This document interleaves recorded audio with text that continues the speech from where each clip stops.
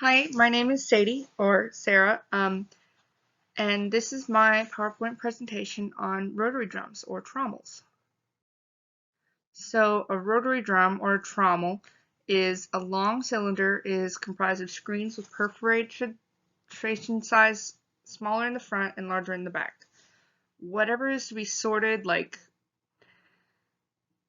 the best thing that I know it for is sorting gravel out of dirt. So like if you've got, say, like a half paved gravel road that you want to turn back into just plain dirt, they have these attachments on tractors that are basically just rotary drums. They place them, you place whatever's to be sorted in the front of the drum, and it's rotating, and usually it's on a slant. And as the material is rotated downwards down the drum, it passes over screens, and each screen gets a little bit larger as it goes, so that the smallest bits that can fit through the screens will fall out, the medium bits will fall out in the middle, and the largest bits will fall at the end. And at the very end, the stuff that's not bits at all, that's big debris, will come out the end of the tube.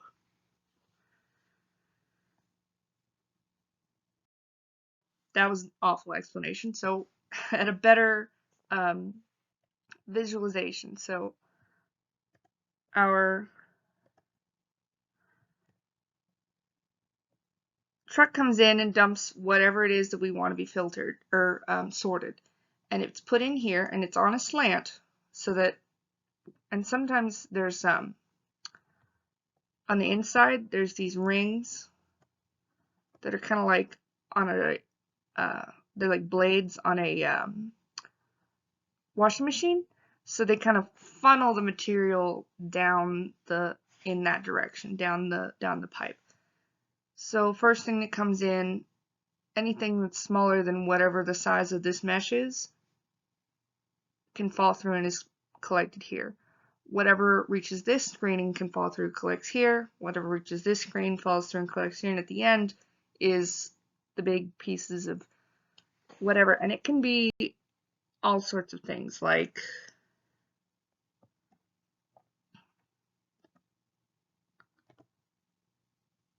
dot, dot, dot.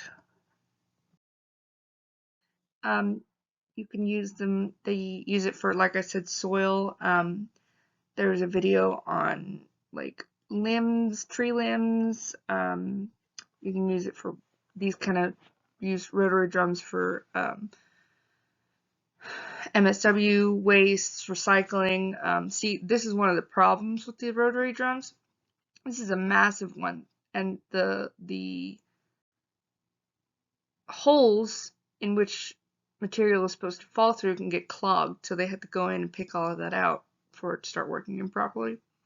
My favorite example is this. It is called the stall butler, and it's for horse stalls, for cleaning them. See if I can get this to play.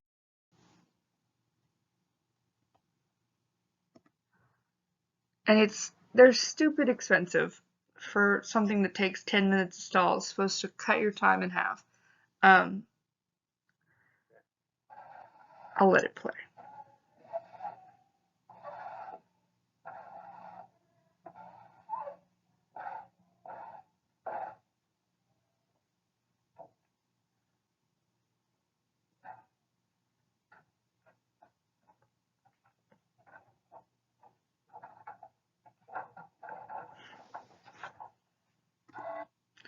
So he's turning it on, it's battery powered, and this is his little collection reservoir. And if you're not familiar with this kind of horse stall, these are wood shavings, and then the horse poops, pees on it, or whatever. In theory, the horse poop is bigger than the shavings, so the shavings fall through all of this, and the horse poop is pushed into the bucket.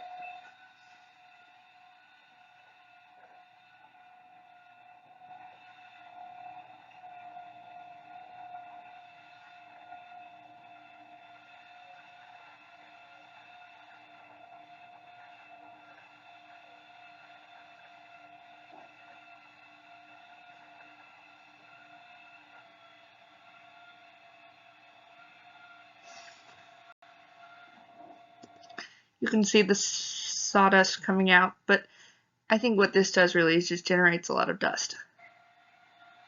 And then, in theory, mostly just horse poop comes out.